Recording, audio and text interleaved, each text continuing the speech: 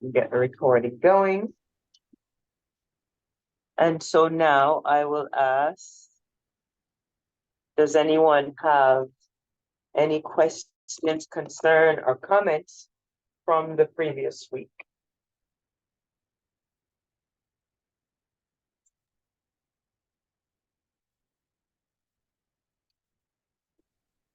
Were we reading, we finished up Africa last week? Um, I believe, let's see, I think we went to 8. I think we went to 8, which is, we started talking about the Black Star Line. Yeah, you're right. We Okay. started talking about some of the efforts to sabotage the Black Star Line, but I don't believe we completed the chapter.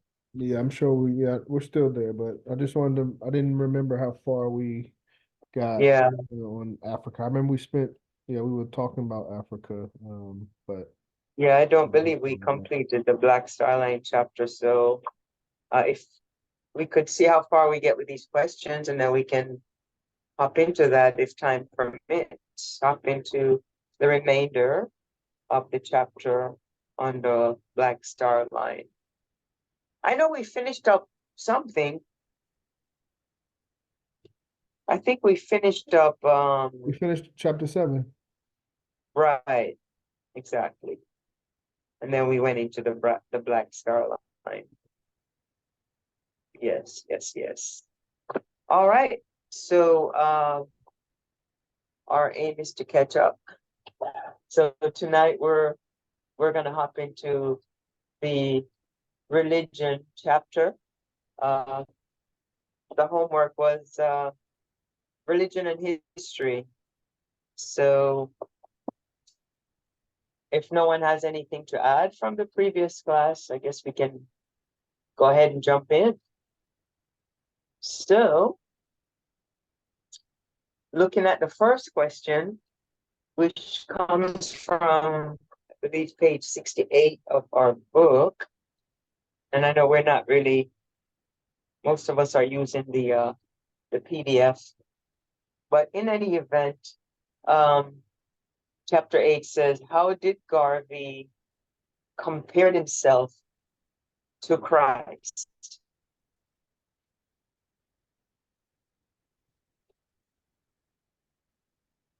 Garvey was a humble man. He wasn't like going around saying, I'm just like Christ, I'm just like Christ. He wasn't like that, but you know, other folks were observing what he was able to command, and he was for a cause, Yeah. a big cause, but he was very humble, and he wasn't like, just to clarify, he wasn't going around saying that. But yeah. But according to the book, how was it saying that that the Garvey compared himself to Christ? In what ways? Um, no, it's an aspect of being a leader. One thing I see, Christ was a leader of a mass movement for the uplift of the oppressed people, and so was he. Yes, that is true. That is true. Anyone else?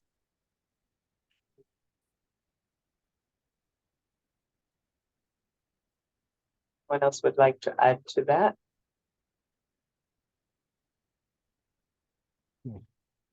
Okay. If not, can take a look at the answer. Okay, so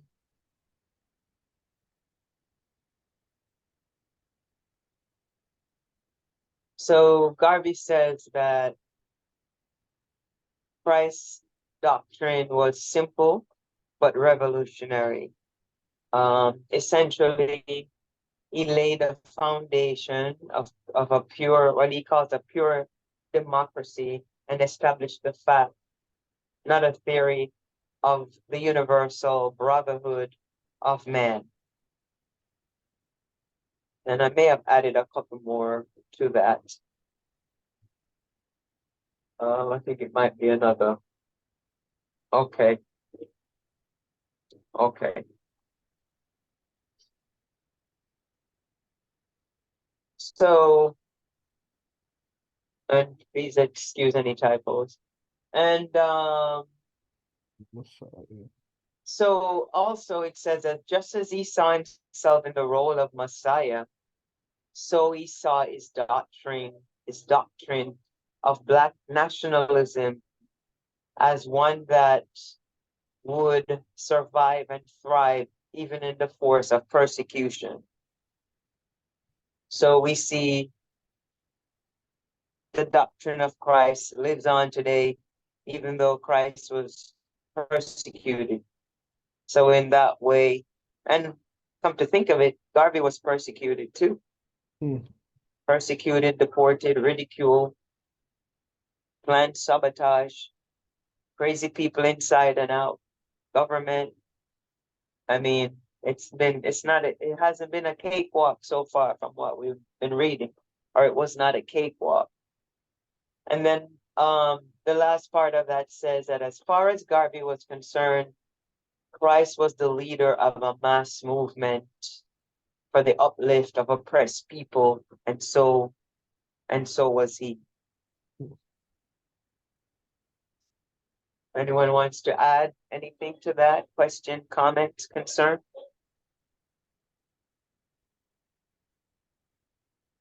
I mean, the only thing I would say, Sister Diane, what you are aware of, I know in the course of African philosophy, Mr. Garvey spoke of Christ as an exemplary figure. So it's good to see those parallels in other Hmm. historical writings. Yes, absolutely. Absolutely. Yes. Okay. Thank you for that, Brother John.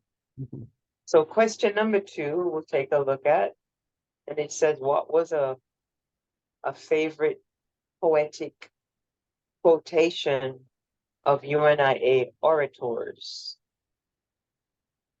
I think I just read this one.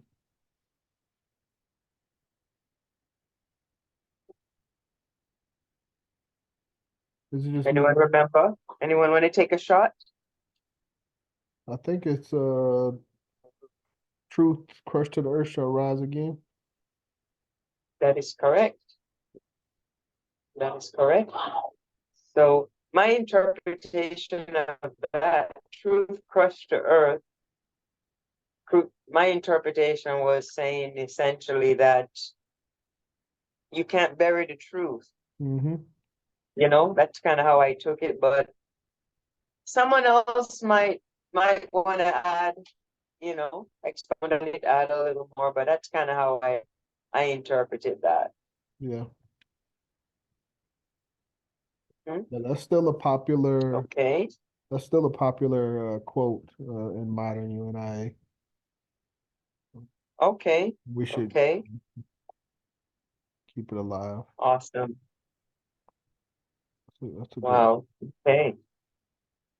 I haven't heard it since I've been around the UNIA, so that's good to know. It's Yeah. good to know.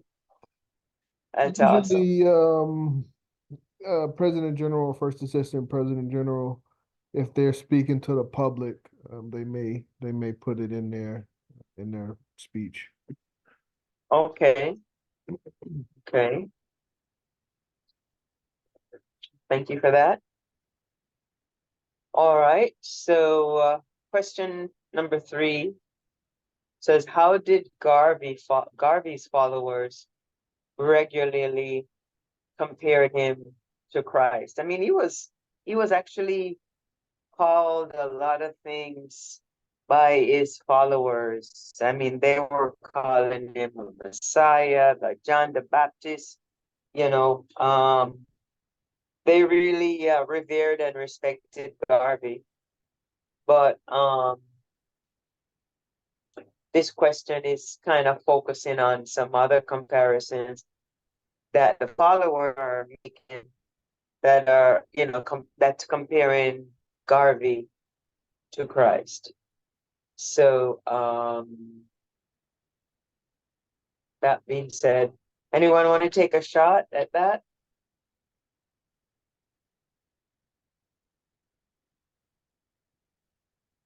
Um, How did the followers regularly compare him, Garvey, to Christ? A lot of ways to answer that question. Um, one per, way, per Dr. Tony It Martin. is. So any answer is good. yeah. I don't remember exactly how Tony Martin pointed it out, but it was a whole lot of instances where he was persecuted like the Christ. It's a lot of instances where the Jews particularly persecuted him like the Christ. Hmm. There was a lot of people who were making false accusations against him. Yes. Oftentimes, like the Christ, and even one group called the Sanhedrin, which was a coalition of black organizations, had regularly lambasted him and persecuted him so much that he compared himself to the Christ on one occasion. Is that Oh, that's they were trying to crucify him the same way they did the Christ. So wow. And they were rightly called the Sanhedrins. right. Wow. That's crazy. Wow. Thank you for that, Brother Mariama. Welcome to the call. Okay. Thank you. Anyone else want to add anything? Um, yeah, in the text, top of page 69, Dr. Tony Martin says, like Christ, he had been betrayed for money and condemned by governments. And his gospel too will be preached to every nation and will precipitate an end to barbarism. But Absolutely. That is correct. That is correct. you got page 59. It's probably, yes, I think that's supposed to be 69 there. I think it was 69. Yeah, and I would add too that 3 years before he died, he taught a group of disciples to Mm, how to follow in his footsteps closely. mm. So, Look at you. yeah, there were a lot of similarities. Yes, sir. Yes, sir. Yes, sir. No, Go can't forget ahead. Go that. ahead. I'm sorry. You, I think, You didn't, you okay, Sister Diane? Brother Maury, I think he broke up a little. He was good over here. He, Um, Oh, you didn't hear what I said? you Just, said that something yeah. about tore up, and then I missed the rest of it. Oh, I was mentioning that, like Jesus, the Christ had 3.5 years before he died, he preached and, he assembled a few of his hand chosen faithful followers to be his disciples to continue his message on beyond his death. I said, similarly, Oh, Mr. Garvey established the School of African Philosophy and wow. handpicked a number of his disciples to continue the great works, that he had established. So, Wow, I didn't know that. oh yeah. That's interesting. Wow, excellent. Okay, so yeah, we that's saw a we see great there it observation. says, Brother John? I just said great observation by Brother Moyama. Yes, yes, absolutely. I didn't know that actually. I didn't put the two and So two together, thank you for but sharing that. hmm. So it says, as Brother John said earlier, that like Christ, he had been betrayed for money and condemned by the government. And then as we're now engaging in this classroom, we see that, if you want to call it its gospel, Garvey's gospel was preached through the various publications that were active at the time. The Negro World is only one of those, but we see that, if you want to call it preaching or disseminating information to counteract propaganda and all this other stuff that they had to do, that practically every nation was participating and trying to end the barbarism. So yes, indeed. So question 4,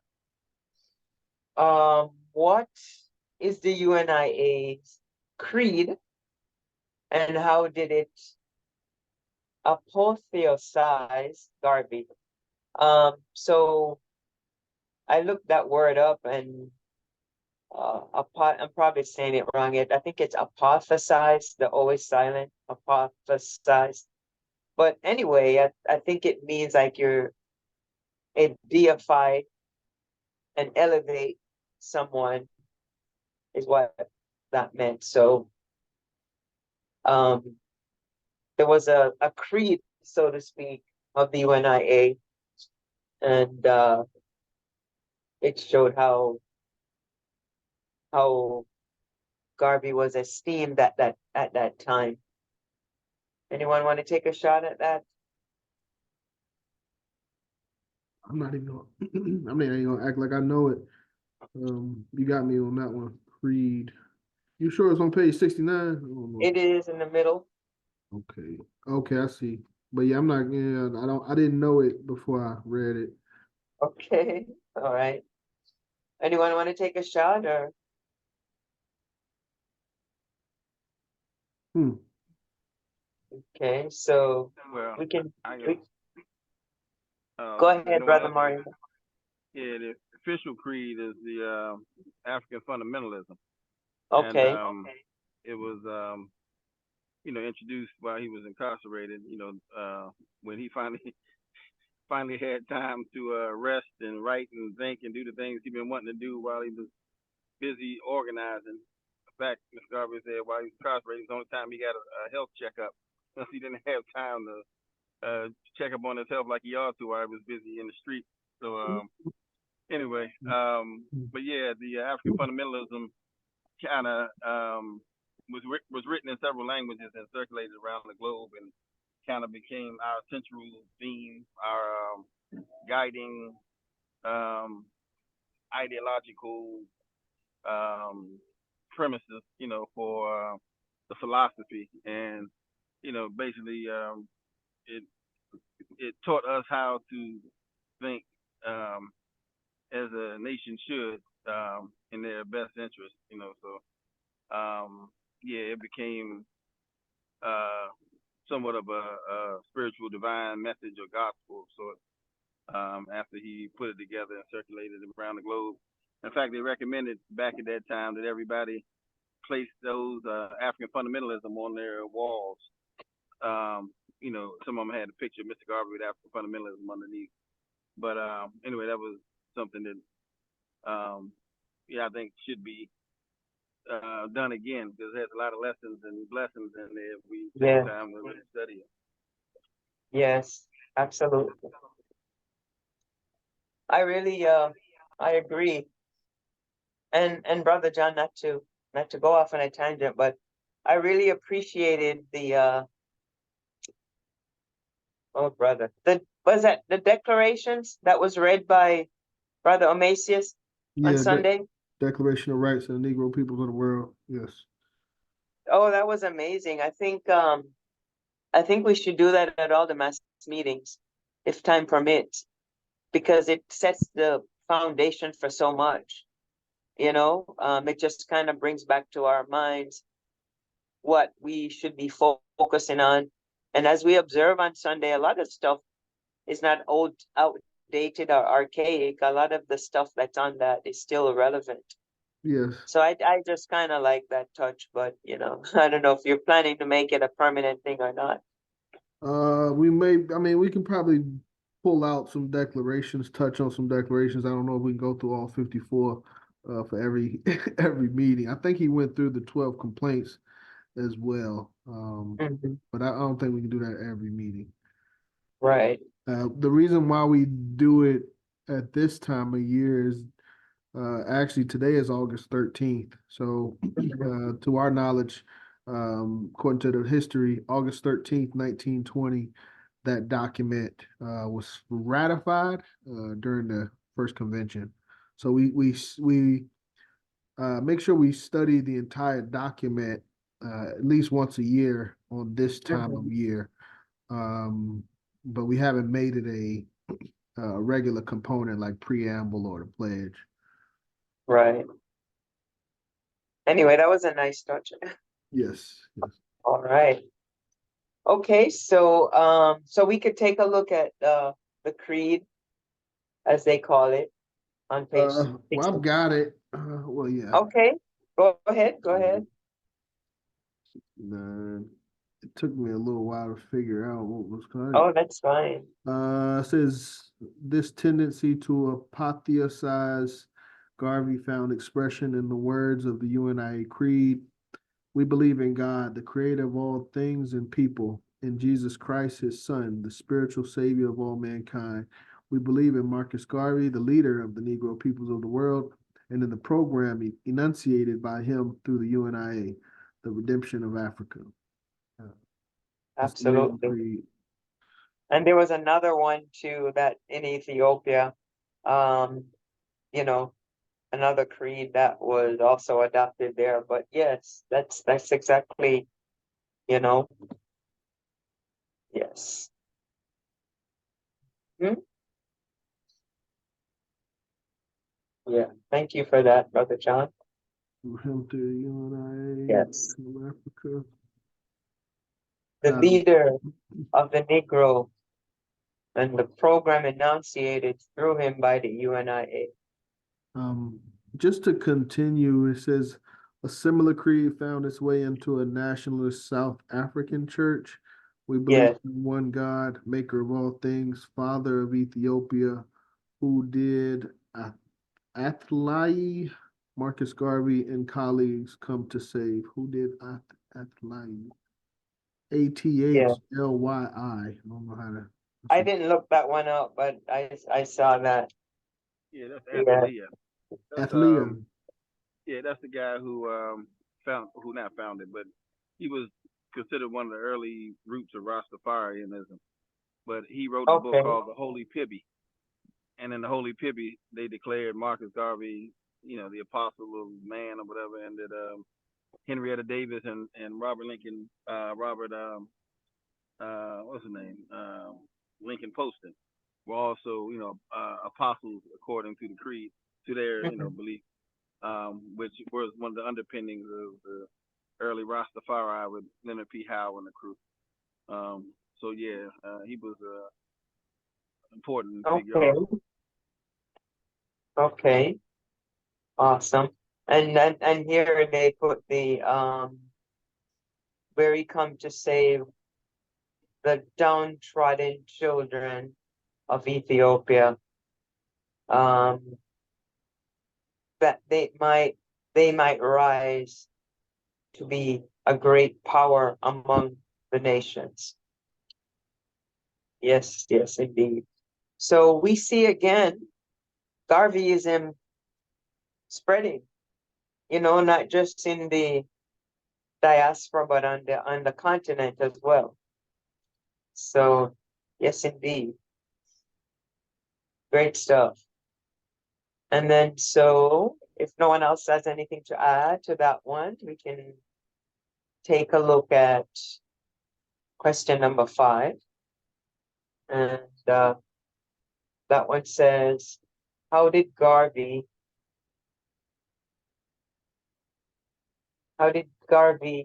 use religion? Oh, I'm messing up. Sorry, I didn't see it up there. How did Garvey use religion? That one I think was on 69. Yeah, I'm just trying to think off top of my head.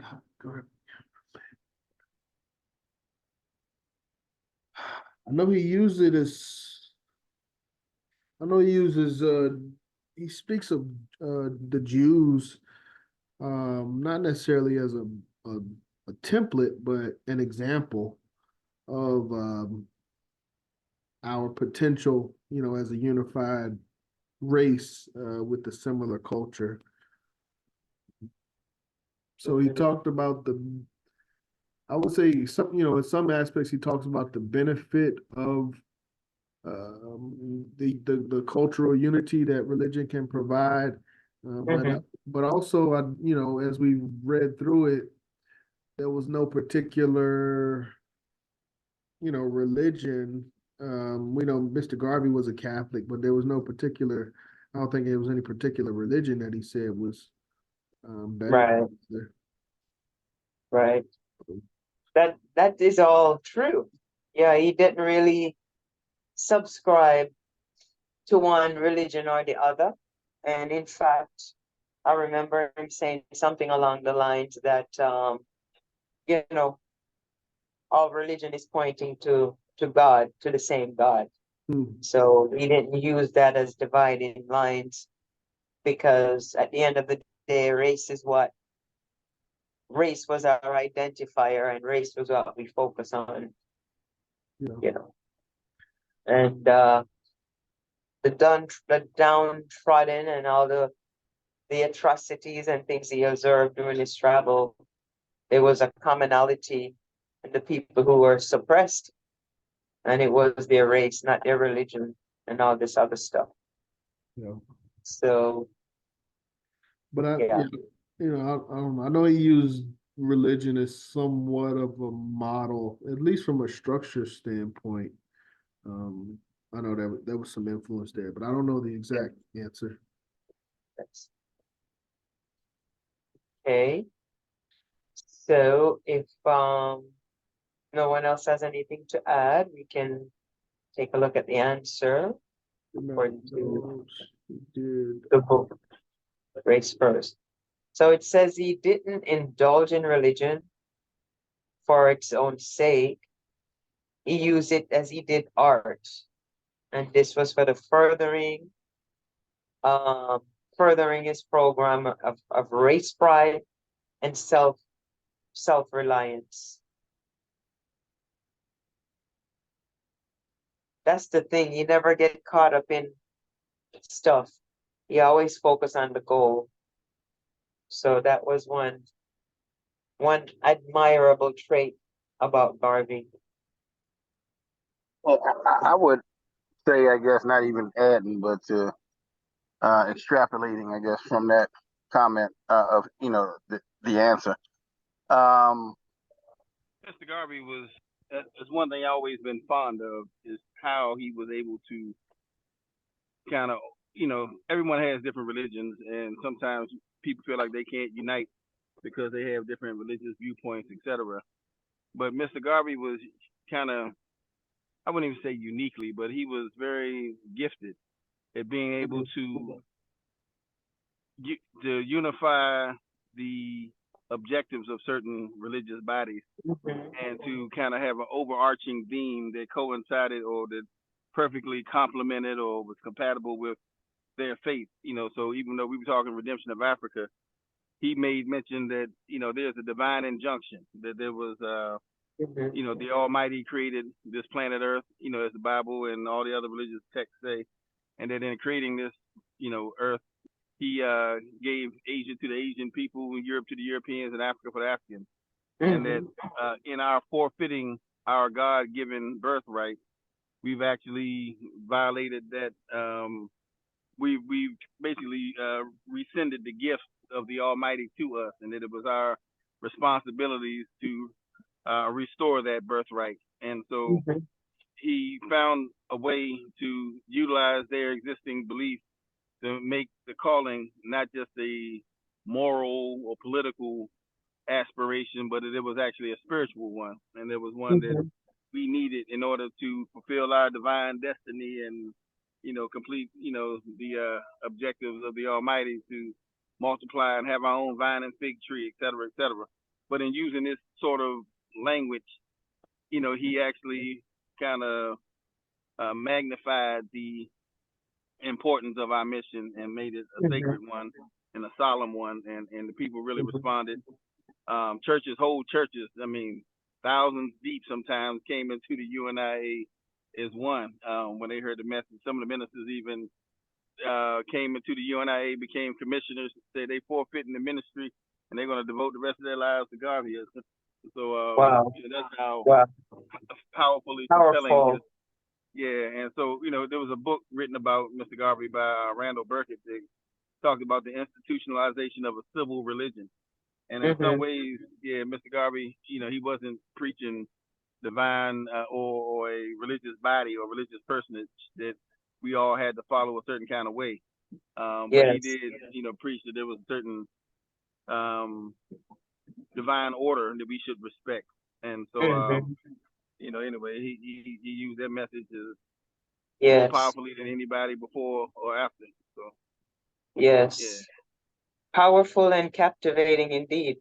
Now, one of the things that I observe is how advanced Garvey was, because if we go way back and we look at the Inquisition, we see how the Catholic Church went around the globe and massacred like 80 million people to bring them into a certain religion.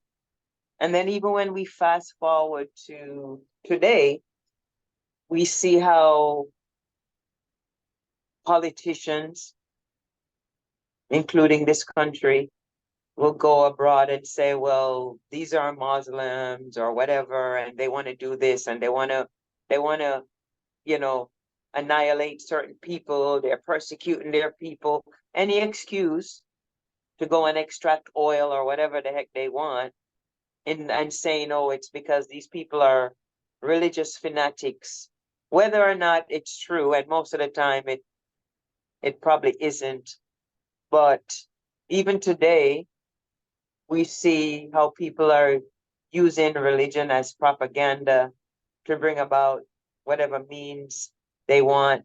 We see what's going on right now in the Middle East, in the Gaza, because of religion. And it's just sickening to observe that in this day and age, in this so-called civilized time, that we're even looking at that, and then it creates not only mayhem and madness on the planet, but like uncertainty, like how far are they going to take this nonsense? Who are they going to drag into it with them? And of course, they're trying to drag in Africa always in their stupid affairs, but hopefully that won't happen. But in any case, it just shows you how advanced Garvey was. He was smart enough to know that you can't get caught up in that because the mission was too great. And I'm just thinking he was an amazing example of that. So if no one else, before I go off on a tangent, if no one else has anything to add, um, we can uh okay, we can go ahead and look at uh right, he didn't. Okay. So how did Garvey say the black man should depict God? That was on page 69. Anyone? In our own image, I know that. Yes, But, that is true. That is true, Brother John. Yes. Anyone else?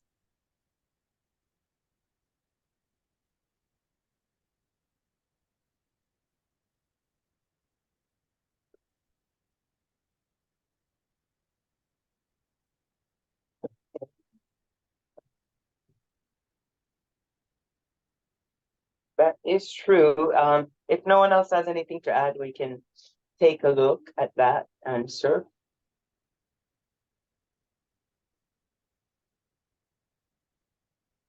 yeah, I think there may have been a couple of points on it. yeah, I remember he's got a famous speech. He said, wait a minute, if God, something about if God was made in the image of man and we are black, then God must in some sense be black. Yes. Yes. So he says that the Christian church is preaching that, man was made in the image and likeness of God, and that um black men should depict a God in their own image and likeness, which would inevitably be black. So he was saying something along the line that you know, people can't just come with their God and their likeness and force it on another race. So he was saying that it was quite normal for people to visualize fictionalize and depict their God in their own color. And the last part of that was saying that the foistering or the forcing of a white God onto Black people was a white distortion, as he refers to it. Anyone wants to add anything else to that? Yeah, I would say also that he often pointed out that we worship the God of Ethiopia, or the God of Africa, the God of that not only made in our image, but when people begin to worship a God that's not in their image, but in the image of their oppressors, then in our particular case, for example, we begin to deify whiteness and demonize Blackness at the same time and don't even realize it. And so, Dr. Clark, Absolutely. another Garvey, used Absolutely. to say that if your image, your what you say, if your leader and savior looks like your oppressor and enslaver, you become the greatest weapon in your own demise, or something along that That's line. right. Yeah. So That's right. That's mental slavery. yeah, Yes. yeah, and it starts through the religion that we, Mm-hmm. thinking that I remember that was one of the things that got me out of my religious circle some years ago when I was just coming into my consciousness of Blackness. Mm-hmm. I was in the Jehovah Witness thing for a while, pretty heavy, and I Yes, I had was there. I was there too. yeah, they pretty convincing. Yes, I But was there too. they sent me a watchtower one time with a white Christ on it, and I just started studying about African history and origins Yeah. of the Bible and all this stuff. So when I saw Yes. it, someone pointed out to me, you all this black brother stuff, and you got that white Jesus on your Yes. on your magazine. I'm like, yeah, why is this? So I wrote Yeah. the The Watchtower watch Society, the and they told watchtower me, and their wake was full of white yeah, Jesus. yeah, the excuse they told me of why they made them white. If because they were saying, oh, it doesn't matter the color. I'm like, well, then make it black. But they Yes. said, well, we only reason we did it making white is because Jews don't intermarry. So the Jews of today should look like the Jews of yesterday. And that's what insulted my intelligence. I'm like, hold up, these little Yeah. transplanted Europeans Yeah, are not the original definitely. Hebrews of the I Bible. had to, I And had I to was get like, away from that too. It was, that's what I say. yeah. Nah, that's enough. They trying to, Yeah. kind of play with my mind through these pages here. So I'm like, nah, I gotta get out of this and come look at Yes. it from a clean perspective. But Yes. yeah, that's an They important try point. to move with unity and not pay attention to the color thing, but there's underlying brainwashing because the awake and the watchtower, anytime you see, you know, any deities perpetrated or portrayed, they're never Black. Right. Okay, and the church is full of Black people. So I had enough of that. But anyway, um there was something else I was gonna say. Yeah, but yes. Oh yeah, so like a couple years ago, there was a how we see the typical picture of the European Jesus, blonde, blue-eyed, that was Yeah. drawn that the original picture that was drawn by, Michelangelo depicting Jesus that some Black people still have in the church. So in I don't remember if it was Ghana or which country it was. There was this guy, this white guy. He was dressed up and he just had the feature and the face of what we've looked at for years to be Jesus, right? The European version of Jesus. And would you believe me if I tell you that some local preacher was in it with him? The little it could have been Nigeria. They always up to crazy stuff, but anyway, the moral of that was that, I mean, this guy had people following him like, I mean, just following him like crazy. Like they really, it was a couple years ago, so I think they've probably, hopefully, I'd like to think that they've advanced a little bit with more people, coming into the internet and learning some history. But yeah, there was a huge crowd of people following this man. because the brainwashing it just shows you how deep the brainwashing goes. I thought that was crazy, but anyway, yeah. I would have followed him myself and with a stick, ran him about it. You don't get your.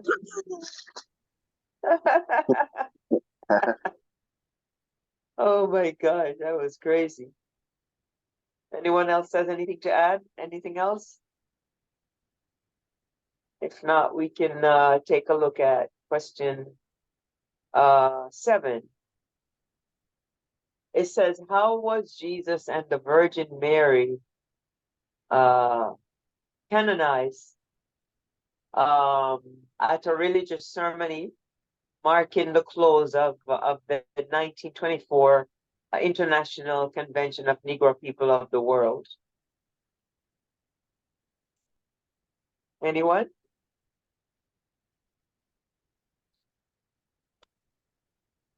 I see it in the book. Christ was canonized as quote unquote Black Man of Sorrows, and the Virgin Mary as quote unquote Black Madonna. Convention also agreed to quote the idealization of God as a Holy Spirit without physical form, but a creature of imaginary semblance of the Black race, being of like image and likeness. So that's interesting. Yeah. Define God. So well, not literally, but at least had a discussion and agreement. Yes. Yeah, during that convention, that was a powerful convention, by the way, in 24. That's something I would recommend everybody go to the August Negro World of 1924 and read every page, every word. That was, in some ways, peak of our reclaiming ourselves. But during that time, yeah, someone had asked. I remember it was an article in one of the newspapers called "What is the color of the creator, and who is the creator of the color?" It was a profound, profound article. But it also, we had an artist draw a picture of the Madonna and Child with with the nappy hair and the beautiful nose and features and complexion, and it was being sold all over the place. In fact, last time I seen one was Miriam Samad in Jamaica. But I forgot the artist who actually did that. But it was an actual film that the UNIA created in 1926, dealing with the Black Madonna and Child. And I mean, it was really a lot of effort put into decolonizing our minds when it comes to religion. In fact, Mr. Garvey had made this pointed out one time that people asked him what was the color of the creator. Or no, actually, someone, I think it was Kelly Miller, had made the argument that that God was invisible and he didn't have any color. Mr. Garvey agreed with him, which threw him off. So he was like, "Hold up, but I thought you just said that God was black." And that's when he explains, say, well, according to the laws of anthropomorphology, all humans see the divine through human attributes. So we're not saying that God isn't invisible, but if you're going to envision God in your mind's eye, you're going to see the whole world in his hand. You didn't say the whole world is in his paw. You said his hand. That's a human attribute. If you're talking about you irritated by touching the eye of God, then that eyeball, is the actual human, attribute. You talk about, draw him close to you and, he'll take you into his bosom or chest. Right. That's a human attribute. So if you're going to envision these human attributes like the writers of the Bible and others have, then see those attributes as reflective of you and not somebody else. Of course, he has no color and we can do all that. But if it's going to be any depiction, it's going to be a depiction based on your image and not somebody else's. So, but anyway, but the wisdom put into that and, during that time, the catechism, the universal Negro rituals and things that were coming out was just so explosive. It's just mind blowing how deep the people were growing in Garveyism and understanding, how to again reclaim and be self-determined and do things in our own interest for the first time in decades and centuries. At that point, many, in fact, to point out in 1923, I think is when my great grandfather died. But he was actually kidnapped and brought here from Africa in 1850, and he lived up, in America up until 1923. And so, like, you can imagine, not only were there people who were at that convention who were arguably formerly enslaved, but there were people there who may have actually got kidnapped from Africa, brought over here, long after that was supposed to have ended the trade. There were people actually kidnapped and brought over here who were dying to go back home, not just to some romantic, Africa, they put in their head, but actually go home to where they were born and see their, cousins or relatives or brothers and sisters who may have still been left behind. So, it was a real strong spiritual, political, economic, industrial force that was going on that was unlike anything we've seen in this generation. And yeah, I think that's what led to the seriousness and the commitment and conviction of so many of our brothers and sisters and fellow members of the association. Yes. Yes. Yes, absolutely. And that's why we had so many quote unquote Black Wall Streets, even though Garvey got deported, and that's why we had so many that was, miraculously destroyed. But a lot of that teaching and training was taken to heart, Absolutely. Yes. Okay, so if no one else has oh yes, we can look at the answer. Brother John gave us the answer from page 70. And Garvey also explained that the UNIA was not embarking upon a new religion. It was simply correcting the mistake, century-old mistake, by talking about the Black Madonna and the Black Man of Sorrow.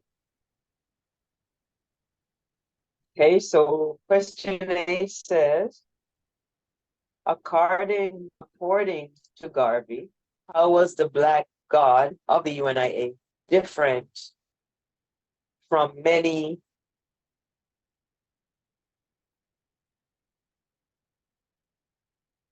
go down a little bit more on that question.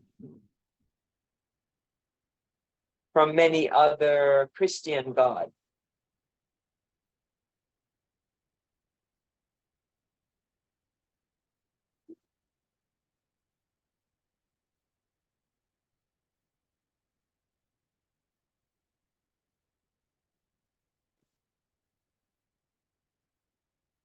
Anyone?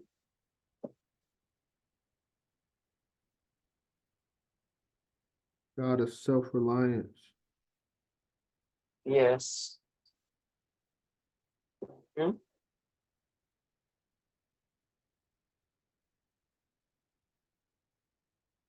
Okay. If no one else has anything to add, we can take a look at that.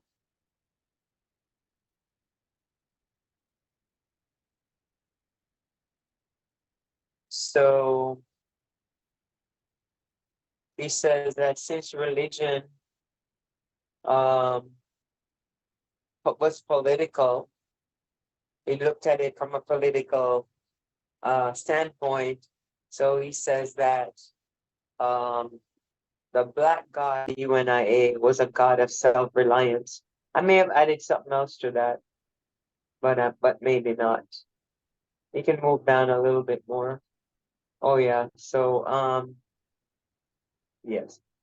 So he says that the God of the UNIA concerned himself with spiritual matters, not religious matters, and that God endowed all races equally and left them to their own device to solve the problem of survival.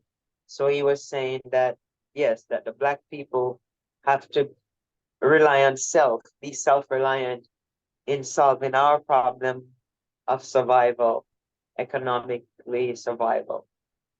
And as we saw, he was an excellent example with all the businesses that he started and all the things that he was able to accomplish. Anyone has anything else to add to that one?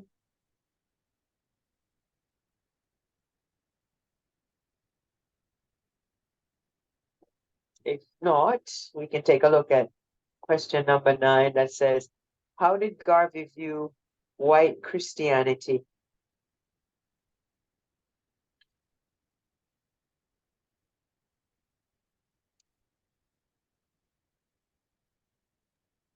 Anyone? I would say that hey, somebody words I don't know if I can quote or paraphrase them, but if white folks want to see their God is being white, let them have them. Let them worship God as they see fit. So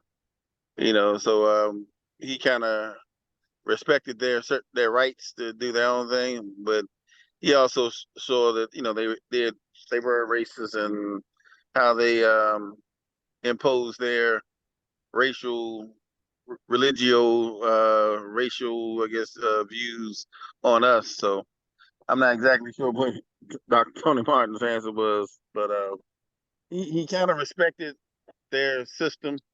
Like he often talked about the Great Church of Rome and how certain Italians, we know like the mafia, certain people have respect for the Rome. Rome has became a super city or micronation of sorts. It has certain diplomatic status. Like he's mentioned the political entity. It was he always said like in African fundamentalism, let no political machinations or religious scruples divide us. But he kind of coupled those together quite often. So Yeah. yeah, he may have has made around that his seeing it as a racial thing, good for them, but not to be confused, for us, but also like I said, is a political entity to Yes. put their mass opinion out, and through mass media to the public, and shape our views of right and wrong, heaven, hell, that kind of thing. Yes. But anyway, that's just a wild card answer. Yes. No, that's some valid points there.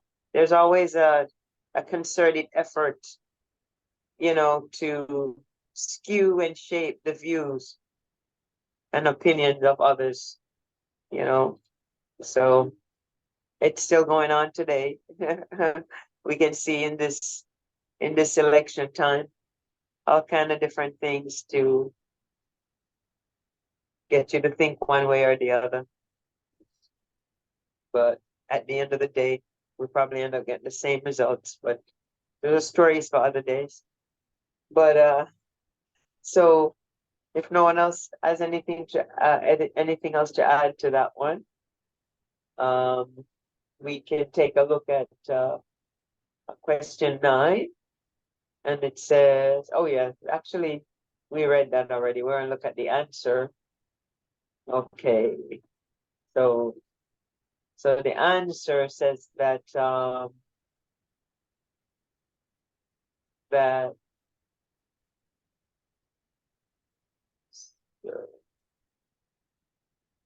that Garvey considered white Christianity to be synonymous with hypocrisy and assailed Black people for giving up the world to the white man for the dubious privilege of receiving Jesus. So Garvey says that Jesus belongs to everyone. So we are foolish to give up the world to take Jesus only. So there's like a joke thing I've heard in the past that, when the missionaries showed up in Africa, the Black people in Africa had the land and the missionaries had the Bibles. So what they did, they taught the Black people to pray with their eyes closed. And so when the Black people were finished praying and they opened up their eyes, the missionaries had the land and now they had the Bible. So yeah, it was kind of something like that, you know. Um, we're giving up our pearls, you know, and we're taking, you know, I don't know if anyone else wants to add to that.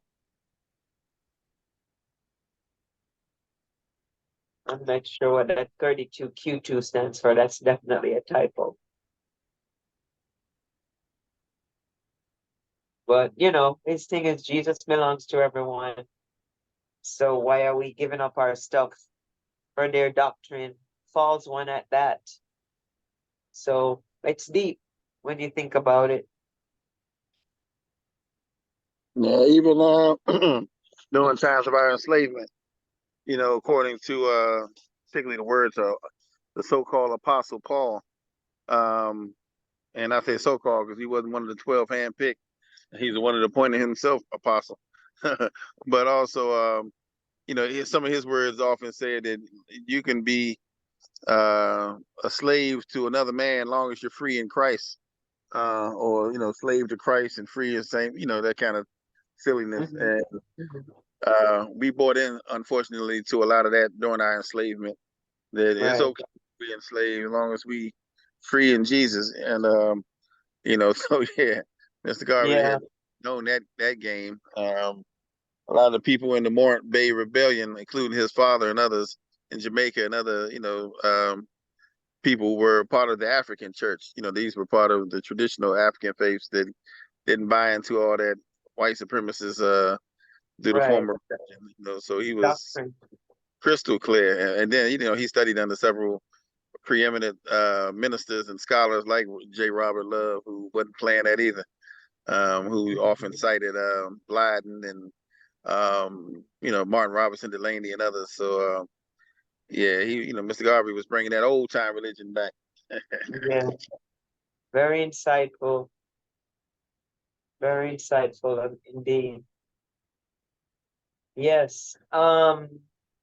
So, if no one else has anything to add, we can take a look at question number 10, which says, what was the closest approximation to the adoption of a religion by the UNIA?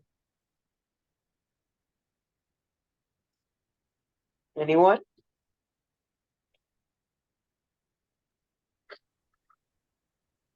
The AOC, African Orthodox Church. Very good. That is the answer. So, anyone else?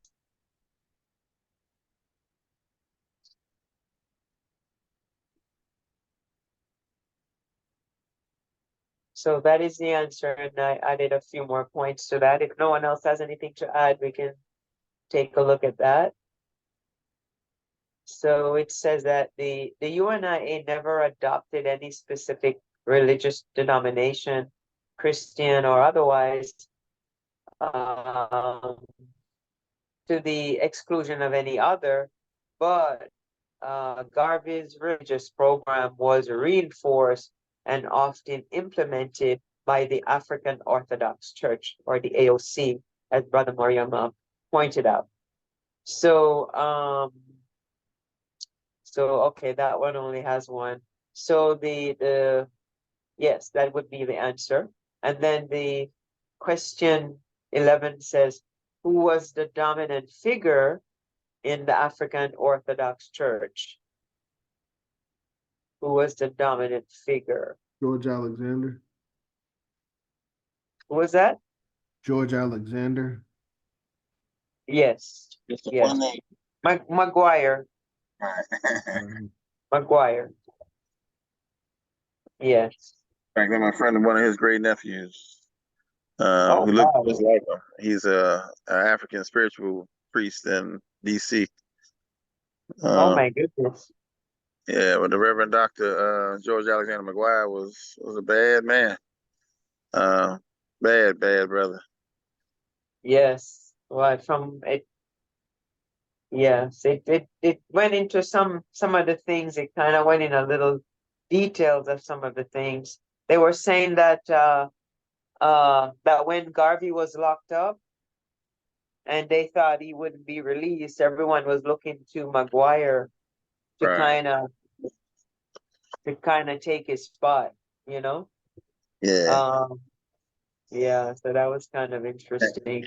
And that gets into a lot of politics too, because when McGuire refused because he was busy with the church, the Yeah. person who was the second in command at the time was Reverend Fred Augustus Toot, before he became bishop, I guess at that time. But Toot was the one who was later recommended by Mr. Garvey to be nominated as acting president while he was incarcerated. And Toot and Mr. Garvey had some back and forth fallout, but even after Mr. Garvey died, when they had the emergency election in 1940 for who was going to replace, or finish Mr. Garvey's expired term, they still were looking at Toot because of his influence through the African Orthodox Church, as well as his, being a former Secretary General and acting president when Mr. Garvey was incarcerated. So he was one of the ones that the Garvey Club had nominated, along with Amy Jakes and Garvey, as well as Stewart. Back in 1940, were not all nominated. But Mhm. of course, Stewart wound up, being elected to the unexpired term. But anyway, that African Orthodox Church was very influential. In fact, Brother Shaka's teacher, the Honorable Charles L. James, who was also from Antigua, like the Reverend Dr. George Alexander McGuire, was also heavy into the African Orthodox Church, despite its different iterations. They broke up over time, with one branch being out in the West California, one being Chicago region, another one being New York diocese, another one in Florida, another one in Canada, all separate. But anyway, there was a relationship of sorts between them and the UNIA. Still, Mhm. still is. I still communicate with some of them. So they're But still around. The church, African Orthodox Church, is still around then. oh yeah, big time. Well, like I said, they're disunited. That's why they so not what they used to be. And then some groups Right. broke off and started other branches. Some of them actually pretty big that broke off. This one group in Africa has like almost 100,000 members throughout the world. But there's different branches. Waterman up in Canada, and Franzo King out there in California with the St. John Coltrane Church of African Orthodox Wow. Church, and even the original headquarters up in New York is still there, owned by the that bishop. I forgot his name now. But then they, Mhm. broke off. So anyway, it was like one of them connected with the South Africa AOC. There's a lot of different history to that too. But it was definitely and McGuire's role, I guess, in putting together the Universal Negro Rituals and the Catechism, and inspiring many to come to the faith. He was just so eloquent, so academic, and so inspiring that who would not want him to lead. That's why we Hmm. need chaplains and different divisions to kind of remind Wow. them of certain spiritual things. You know. Interesting. Yeah. Very interesting. Okay. So, if no one else has anything to add, we can look at a few pointers on that. So, as we saw that it was George Alexander McGuire who was a dominant figure in the African Orthodox Church. And as Brother John pointed out and Brother Miriam touched on, that the African Orthodox Church played an important role in disseminating Garveyism in North America, the West Indies, and elsewhere. And also that it was Bishop McGuire, or Alexander McGuire, who wrote the race catechism used by Garveyites. So, the ideas on religion and religious history and fundamental principles of the UNIA. He was instrumental in all of that. And so another thing that he did was they said during the United Synodal service that was held in Harlem in Liberty Hall in 1924, it was Bishop McGuire, use a typo, that conferred the honorary degree of Doctor of Civil Law on Marcus Garvey. And then also it says that the African Orthodox Church served often as a supplementary propaganda agency for the UNIA. Okay. And I'm not sure if that's the last question or not. Looks like It is. It is. So yes, indeed. Anyone wants to add anything more on religion? Questions, comment, concern? Well, I just recommend if particularly because he was I don't think he's in Atlanta anymore. The premier author, I guess, on religious works dealing with the UNIA would have to be Professor Randall Burkett. Okay. Burkett is a European, but he's no typical European. I tell you that. Wow. I remember I met him when I first went to Atlanta to Emory to study some of the Marcus Garvey Memorial Foundation papers at Emory, and I met with him, and he showed me all kinds of stuff that they had in the collection, and he sat down and he had, I think, asked one of the European ladies behind the desk, you know, if she could do something, and she got attitude with him. And boy, he was talking to me. I'm so sick of these damn white folks. You know, Oh my God. A and I think that, European guy? yeah, Wow. I think the actual word he used was cracker, but I'm, you know, but he was talking about them like he wasn't one of them. So, Wow. anyway, he did a whole lot of research on Black history and Black religious thought and And Black liberation theology and all that stuff over the years. That yes, it's some of the best books on ministers in the UNIA, and you know, profiles of their role and contribution were done by him.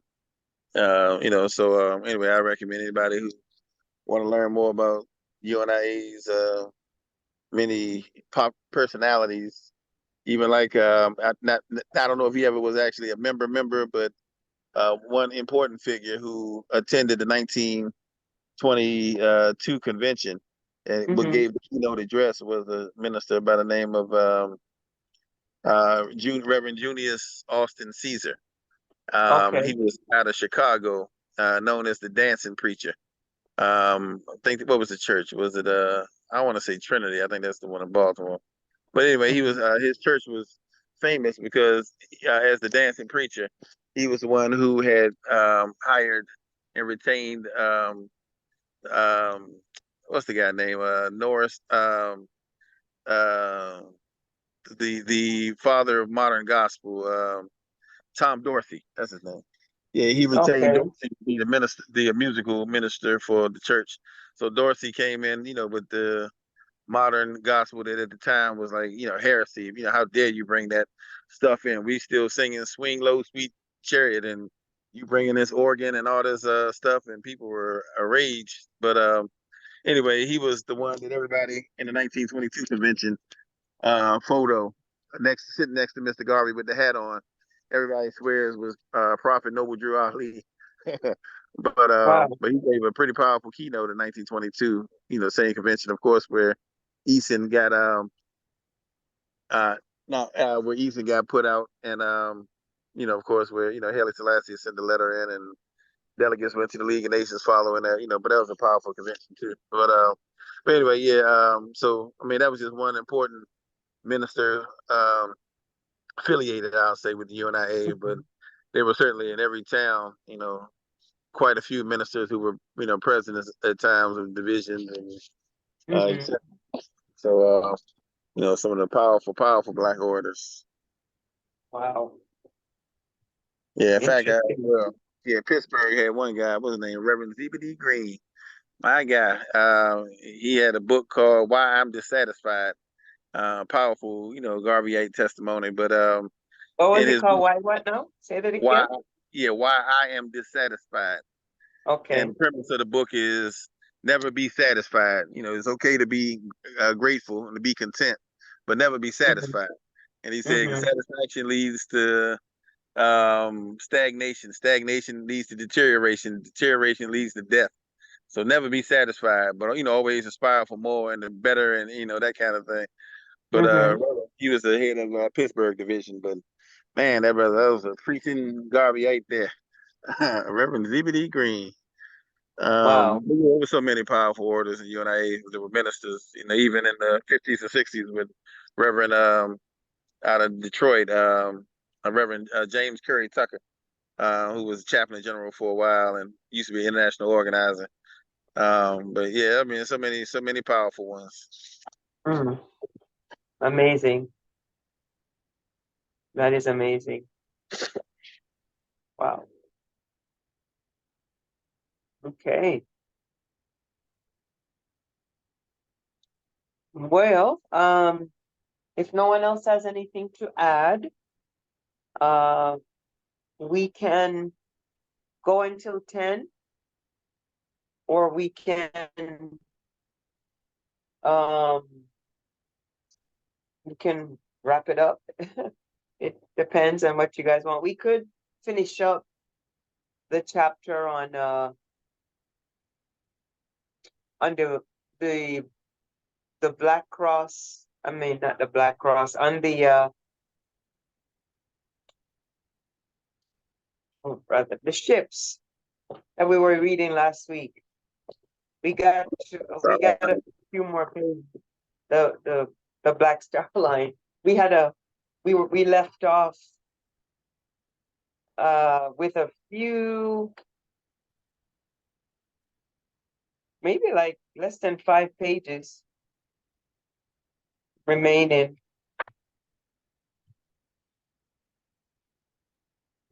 Brother John, do you remember where we left off?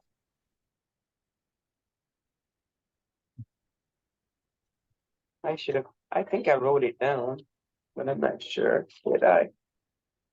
We could do that. I think it's 160. 160. 160. Well, I don't know. I Okay. feel like it was about 160. We had read. Yeah, we can wrap that up. We read about the three ships, Yarmouth, Shady Side, and Kanawa.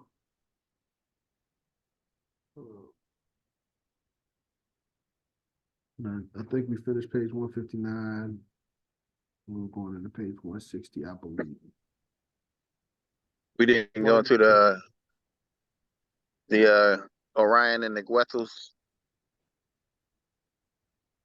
Don't sound familiar. Orion was the one that they deliberately held up. Later was going to be Phyllis Wheatley.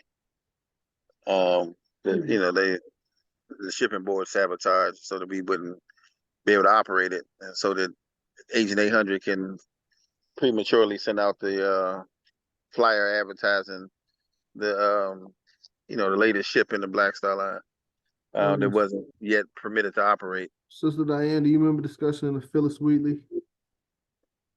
I was thinking if you want, we could just start at on 157 about the second boat.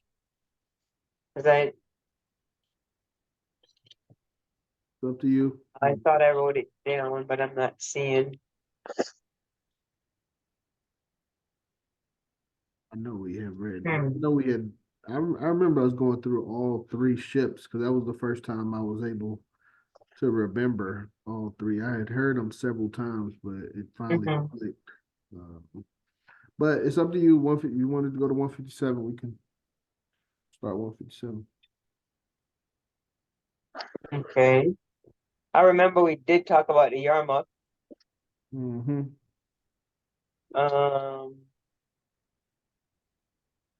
So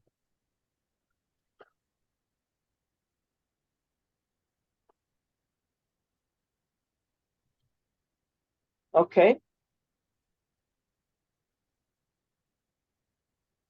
So we can, yeah, we can, Which state? does anyone else remember Yeah. which ship we left off talking about? Yeah, we'll talk about the second, uh, Yeah, I do remember getting through the first three, like President Hargrove said. okay, all right. So that means, what page did you say at first, Brother John? 160. Okay, all right, well, let's go to 160 then. 160. So we could probably start like Ship. at the bottom. We can probably start at the bottom of 159 to catch that last paragraph and then hop into to page 160. Not a bad idea. After more than a month's delay in Jamaica,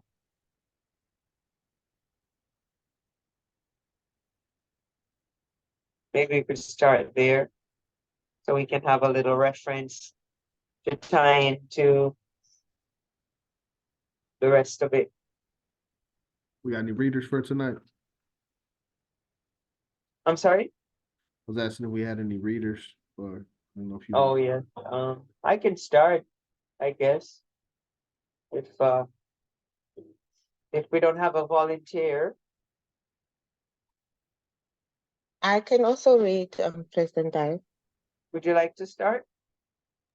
Yeah, but if it's on the screen, because I'm on my phone. Oh yes. I think Brother John's gonna put that up.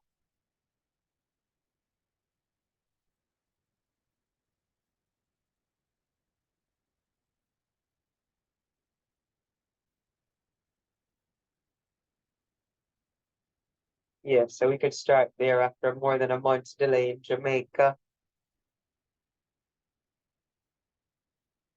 It's like Kanawaha. Sounds like Hawaii, something in Hawaii. Maybe I'm saying it wrong. Kanawa. Kanawa. Yeah, Kanawa. Kanawa, okay. The floor is yours.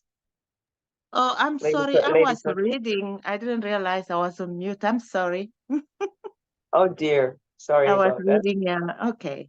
After more than a month's delay in Jamaica, the Kanawha finally headed back to New York, but made it only as far as Antigua, Cuba, where it broke down and was abandoned.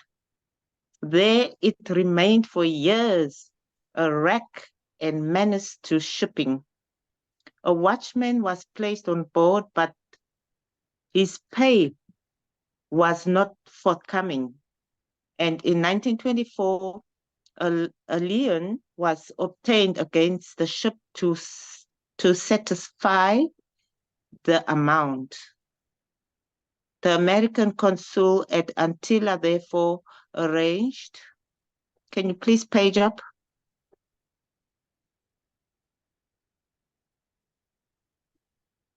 For a local dealer to store alcohol on board in return for employing the watchman.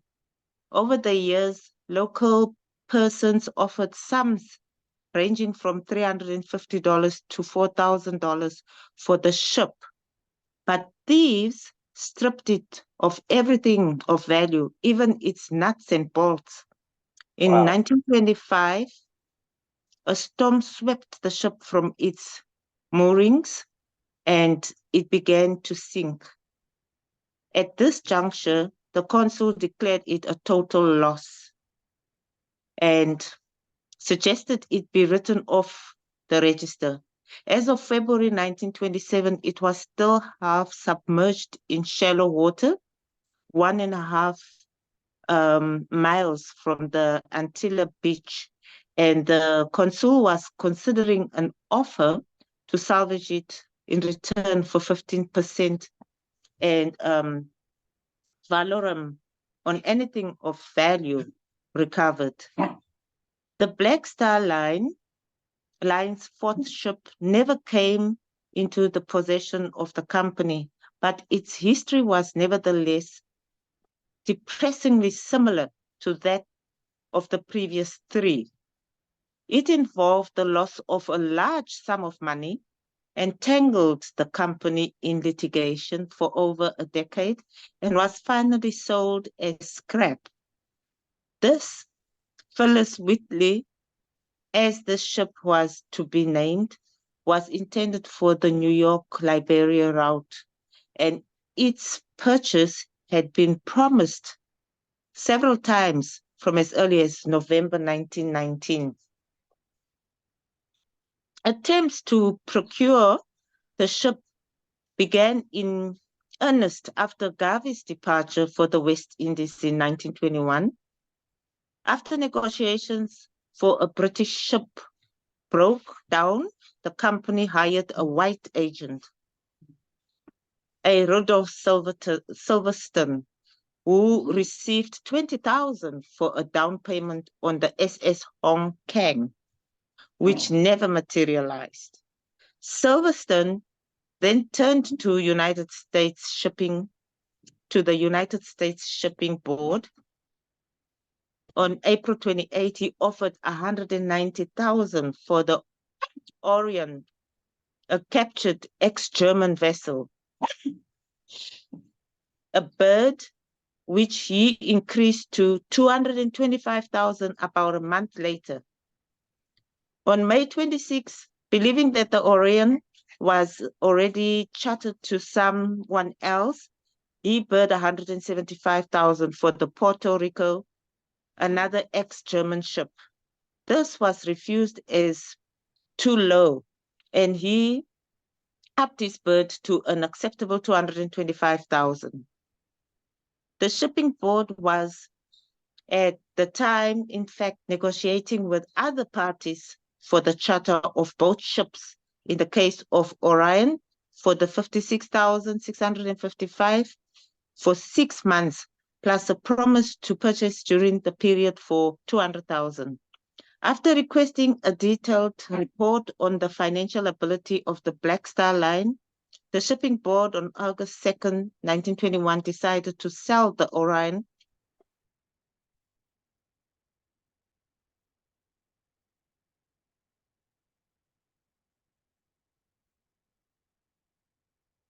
You're there, Dr. Kuda? Can you guys hear Dr. Somebody got a Kuda? phone call. Oh, did I break up now?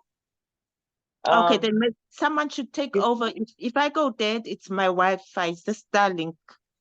If Okay. you can't hear me, then someone should just please take over. Okay, okay. Okay, so All right, so Mhm. I'll continue.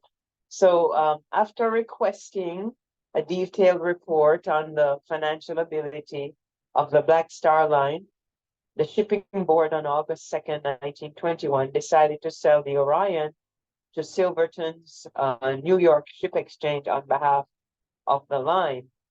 10% was payable in cash on delivery of the vessel and 10% each month thereafter until the price was paid, with an interest of 5% per annum on deferred payments. The purchaser were to furnish a performance bond satisfactory to the shipping board to guarantee a fulfillment of the contract. In the meantime, Garvey had announced that Hugh Melzack would be captain of the Phyllis Wheatley for propaganda reasons. Melzack, you move it up a little, Brother John. So Melzack thought an advertisement had appeared announcing it sailing for Havana, Santo Domingo, St. Kitts, Dominica, Barbados, Trinidad, the Maria, and Monrovia first, on or about March 27, and later on, or about April 25th. 8,900 was actually collected from persons who booked passages The money was not kept separate from general Black Star Line funds and was never refunded. Instead of the $22,500 required under the contract, Silverstone deposited $12,500 with the shipping board, although he already had at least $20,000 of the line's money from the aborted Hong Kev affair. Eli Garcia, the line secretary in 1928, swore an affidavit in which he recalled that Silverstone was given $22,500 of the line's money in all. Silverstone and Orlando M. Thompson, the line's vice president, misappropriated $10,000. To cover up the fraud, Thompson secured a $10,000 loan from the International Finance Corporation, preferring as authority a false resolution of the line's board of director, which no other director saw. When these facts came to light, a warrant was issued for Thompson's arrest, but with Garvey's arrest early in 1922, all the papers and record of the line was seized by the federal government, making it impossible to pursue the matter.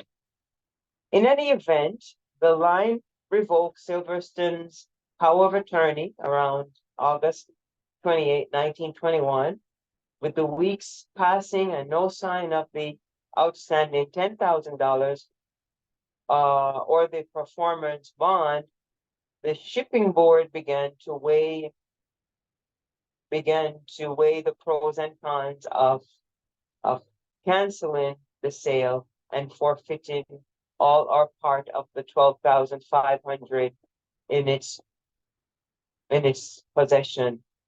It was decided to give the line another chance, but the shipping board now delayed in sending on the necessary papers indicating the form of contract and bond,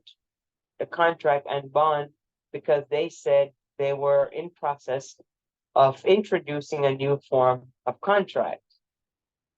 A further possible explanation for the delay is that first, the United States government had by now intruded into the negotiations. On August 31st, William J. Burns, director of the Justice Department's Bureau of Investigation, warned the ship board that Garvey was a radical communist agitator who advocates and teaches the overthrow of the United States government by force and violence. Oh my gosh.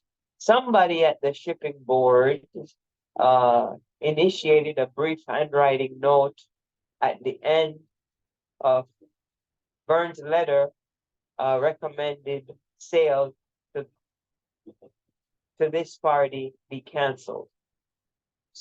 So the British government was not far behind. The British Consul General in New York on January 17, 1922, informed the shipping board that the Black Star Line still owed money to the Canadian Department of Mines and Fisheries under Yarmouth. The vice president of the shipping board was thereby strengthened in his resolve that the line would not acquire a ship. A check signed by Joseph P. Nolan, the line's attorney, and dated August 30th, 1921, was deposited by the shipping board in December of that year. Nolan complained that the check had indeed been delivered in August and linked that delay to that involving the form of contract on board. And when after some further delay, these letters were finally delivered, the line now found itself found itself asked to furnish a bond for 450,000, twice what had been agreed upon. The manager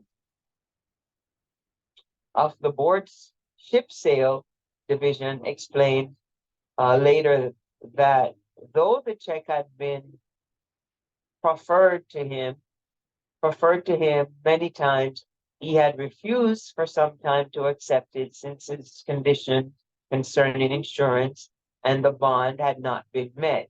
He eventually accepted it as a matter of courtesy. Garvey's arrest in January 1922 and the suspension of activities by the line more or less extinguished any remaining hope that the line would be able to fulfill the contract. Furthermore, the War Department expressed interest in the Orion for interest land service. I think the inter-island. I'm sorry, yes. Oh yeah. Okay. Inter-island service in the Philippines, and the shipping board began to think in terms of a complete or near complete refund of the line's down payment. The major problem was who to pay the money to. On April 5th, Orlando Thompson advised the shipping board to pay the money to attorney Nolan. On April 12th, Garvey revoked Nolan's power of attorney in favor of attorney William C. Matthews. Eli Garcia, in his affidavit, stated that neither Thompson nor Nolan had any interest in the money. The board was willing to talk with Matthew, though not satisfied enough with his credential to pay him the money. On April 20th, Silverstone reappeared on the scene claiming $12,500. The board now decided that it would not give over any money without full release from each claimant, yet the claims continued. Attorney Matthew and Nolan surprisingly made a joint bid to recover it. When this failed, Nolan continued on his own, now claiming that the $10,000 was his own money, which he had lent to the Black Star Line. Then some of the line's creditors attempt to attach the money to realize unsatisfied judgment. On August 17, 1923, Garvey asked the board to hold the money since the stockholders wished to apply to the purchase of a ship, and he did not want those broker sharks to deprive poor Negroes of what they had sacrificed for. So, as late as 1926, Casper Holstein, a prominent Harlem figure, and for long as a UNIA supporter, attempt to recover $1,000, which he said he had lent the line towards purchase of a ship. In 1926 and 1927, some 30 creditors, mostly ex-officers and seamen of the Black Star Line, who had obtained judgment against the company, attempt to enforce a writ of attachment and garnishment against the ship board to recover their arrears of pay. The attempt failed after going to the Court of Appeal for Washington, D.C. The creditor then turned to Congress and procured the passage of a private act approved by the Senate on March 1st, 1929, which conferred jurisdiction on the Court of Claim to adjudicate a matter of equity and justice, claims of judgment creditor to the line's money. Several persons recovered sums from the court. As of July 1936, $17,722.79 of the lines, $21,624.60, a few $100 haven't been deducted for expense, had been paid out. Inquiries from creditors were still being made in 1939. Meanwhile, in 1930, the Orion was sold as scrap for $27,665. The Negro World of April 1st, 1922, announced the suspension of the Black Star Line. By August, the UNIA Convention agreed in principle to launch a new shipping company and to establish a Black Star Line Redemption Corporation to pay back stockholders. The new Black Cross Navigation and Trading Company was officially announced at Liberty Hall on March 20th, 1924, and it was reported that this new venture brought the largest and most enthusiastic crowds to Liberty Hall since the old Black Star Line days. In June, Garvey offered to buy Susquehanna by installments from the United States Shipping Board, despite the Orion mess. Inquiries by the board's credit department revealed that the UNIA treasury contained around 20,000, enough to ensure the initial payment, but not enough to obviate the possibility of problems in raising the rest of the 140,000 purchase price. The board therefore decided to sell only for cash. They seem to have ignored Garvey's earlier request to apply the Orion deposit to the new ship, nor did Garvey repeat that request. Garvey purchased instead the General Goethals, referred to in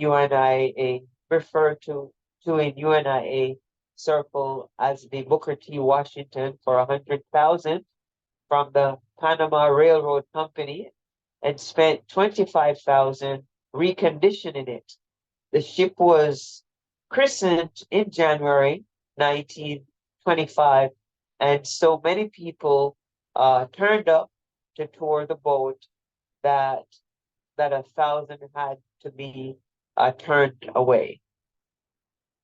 The remarkable display of devotion on the part of his followers were underscored by Garvey's statement that 90% of the money came from former Black Star Line stockholders. The crew was all black. All but 2 of the officers were white. Garvey explained that qualified black officers were hard to find. In an attempt to prevent a repetition of former problems, he made both the captain. Move it up a little bit, Brother John. So he made both the captain and the company's treasurer on board agree not to contract debt without the company's approval. Garvey lost his mail fraud appeal and was jailed shortly after the ship left New York in late January for the usual Cuba, Jamaica, Panama run. The usual attempt was made to finance the trip largely from stock sales along the way. The result was yet another failure. The passengers and crew had conflict with the white officers. These latter tried to have themselves discharged in Jamaica. There was long delays in Jamaica and Cologne due to lack of money. The crew almost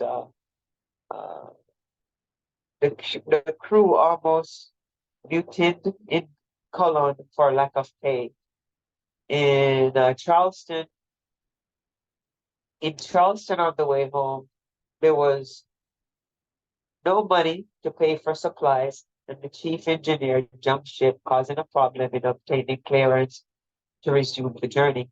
And there were reports of the crew setting the forecastle afire to keep warm. The ship returned to New York around the beginning of June. It was later sold for debts. In 1926, the UNIA auditor declared that the gross amount received for the company was 287 $287,432.95, excluding monies received by an operating agent. The launching of a steamship line assumed the proportions of an obsession among UNIA members, akin to the desire to relocate to Liberia. The Steamship Committee of 1929 convention in Jamaica suggested the formation of an African Steamship Navigation Company Limited. The Black Star Line collected nearly 750,000 in its first 10 months. Wow. Prompted Garvey to increase its capital stock from 500,000 to 10 million in December 1919. By August 1922, Garvey said that about, go up a little bit, Brother John.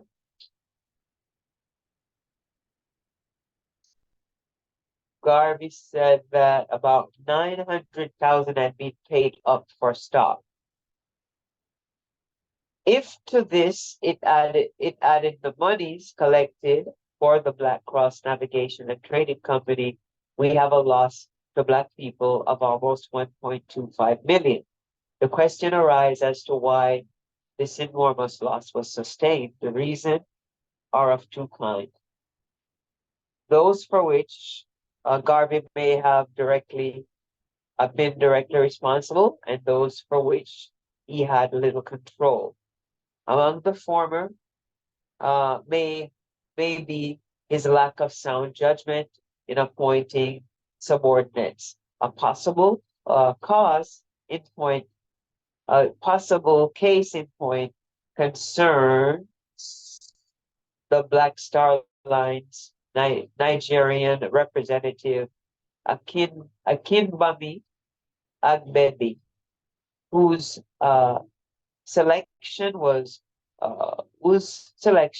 criticized by his own cousin in the following terms: a likely and suitable agent for the Black Star Line should be one who has stake in the company, a shipper who can divert produce to your ship and take over the ballast cargo in his import trade. There are several such persons in Lagos, but Akibami is not one of them. Garvey over exuberance also played into the hands of his enemies. The persecution at his mail fraud trial made much of the fact that he was promising huge dividends while the Black Star Line was in financial difficulty, promising to take up 1 million immigrants to Africa in his ship and so on. He was also to precipitate in buying new ships before the existing ones were paying concerns. Garvey was also partly to blame for the losses resulting from lack of knowledge of maritime finance, general unbusinesslike running of his shipping companies. The rotting of cargo of coconut is a particularly You move that up a little bit, Brother John.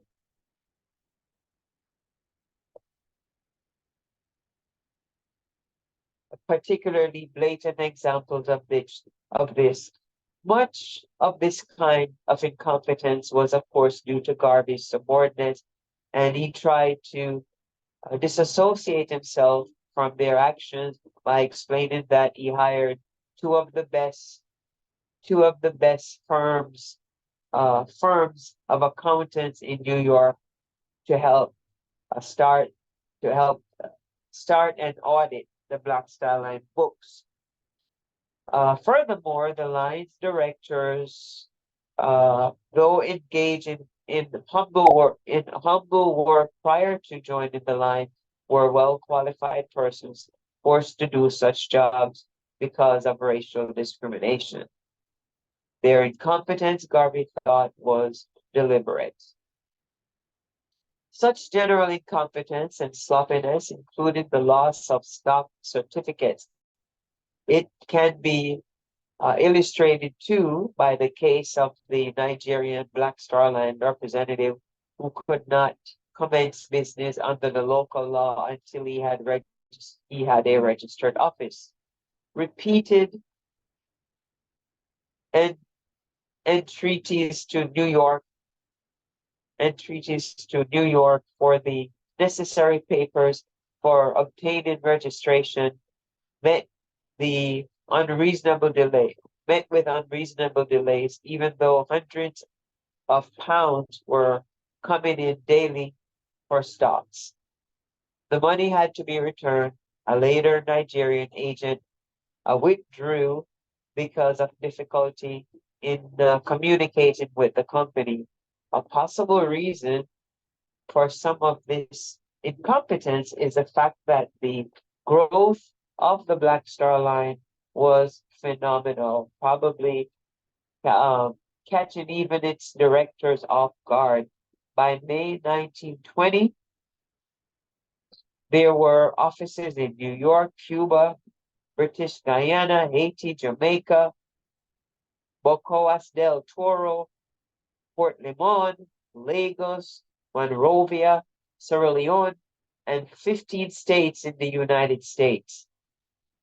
And money was coming in from other areas too. Closely allied to general business, incompetence was the hand-to-mouth financing often resort to. I vividly recall my own experiences upon the voyages of the Yarmouth and sojourn in Panama. One BSL representative recalled, but for my ready sale of stock to liquidate debt, we would have met disaster on more than one occasion. By the summer of 1920, the line was already in enough financial trouble to cause. You move it up a little bit, Brother John. To cause the establishment of a new corporation known as the Black Star Steamship in New Jersey in an effort to sidestep the Black Star Line's problems. Even more serious were those factors beyond Garvey's direct control. Among these were the persistent and malicious attacks of his enemies, the black mass circulation Chicago Defender kept up a tirade against the line. Garvey won a suit against the paper, but the jury awarded him 6 cents nominal damages. So communist Cyril Briggs in between, denouncing Garvey as a tool of the British and other assorted imperialists, felt no qualms at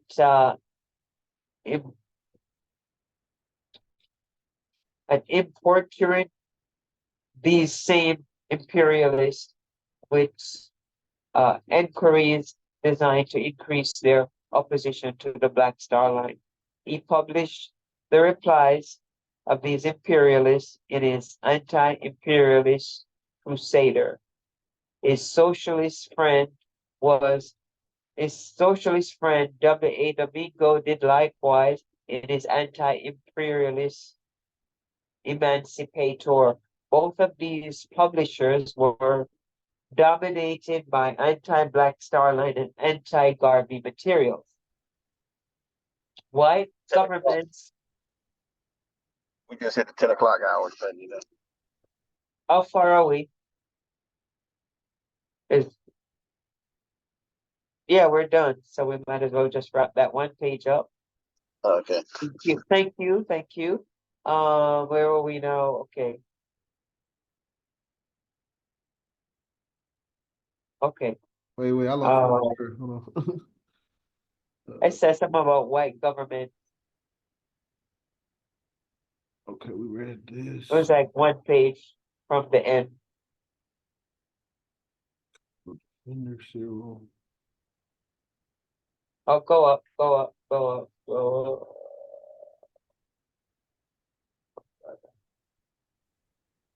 Huh. White governments. Yes. White governments were a major source of opposition. The British administration in Dominica passed a law aimed specifically at the Black Star Line stockholders against the remittance overseas of more than $10 in a fortnight. Letters to the line from the Belgian Congo were intercepted and destroyed, and the role of the British and American authorities in the Orion case had been noted. The greatest blow of all to Garvey's shipping ventures came from the graft thievery and sabotage of many of the employees. There can be little doubt that the white engineers of the Yarmouth and Kanawha particularly destroyed those ships. The inflated bills brought the officers kickback of up to 30%. Similar kickbacks were procured on other supplies. A Black Star Line case against the New Jersey-based company for charging 11,791 for negligently excused 2,500 repair job. Wow, was dismissed for a lack of jurisdiction. Captain Cockburn admitted to being one of 5 who shared on $8,000 kickback out of the 16,500 down payment on the Yarmouth.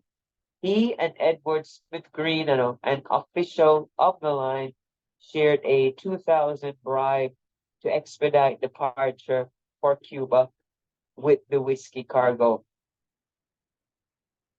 The man Cockburn, Garvey said later, may God damn him in eternal oblivion. The man had been in his hands. The man had in his hand the commercial destiny on the seas of the black man. He sold it, every bit of it, for a mess of pottage. Neither Cockburn nor Silverson nor Orlando Thompson nor any of the other major figures involved here were convicted.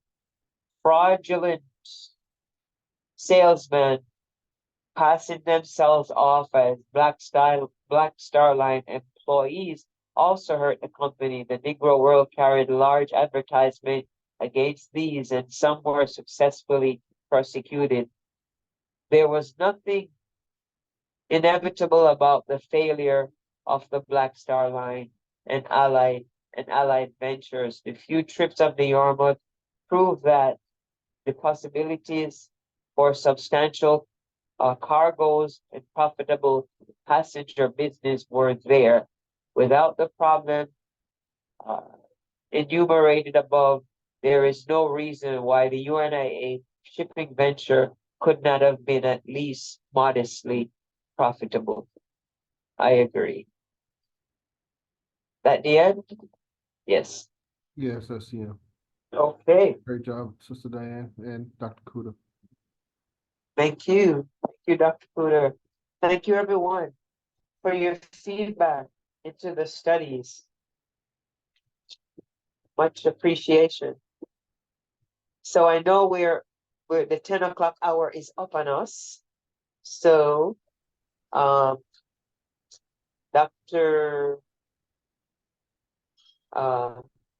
Dr. Kuda, do you want to take us out with the motto today? Yes. Is Dr. Kuda still? Okay. Can we all raise our right leg fist in the air? Okay. One God, One One God, God, one aim, one one aim, aim, one destiny.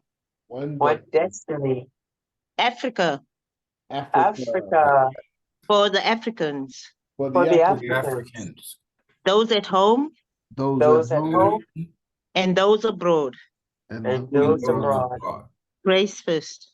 Grace first. first. Peace Great and job. love, everyone. See you Peace, next family. week. Enjoy the rest of your week. Thank you.